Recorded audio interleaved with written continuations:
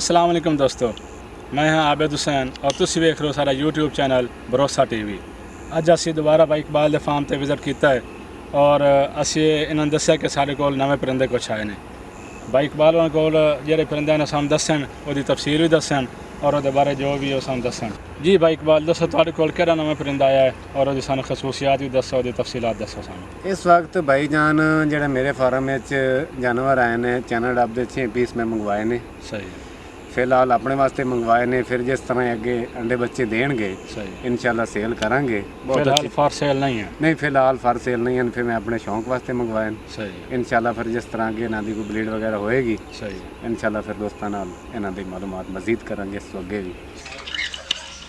ਪਾਣੀ ਕੱਢਤਾ ਆ ਕੇ ਫਿਰ ਘੰਟੇ ਬਾਅਦ ਨਾ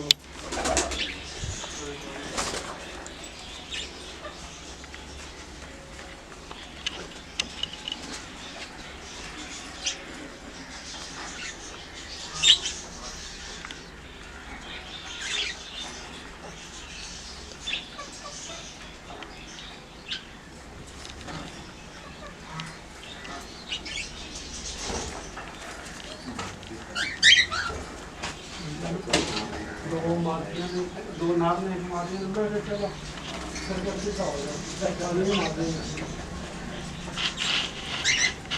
मारने मैंने पिछला भी गया ना तो अपनी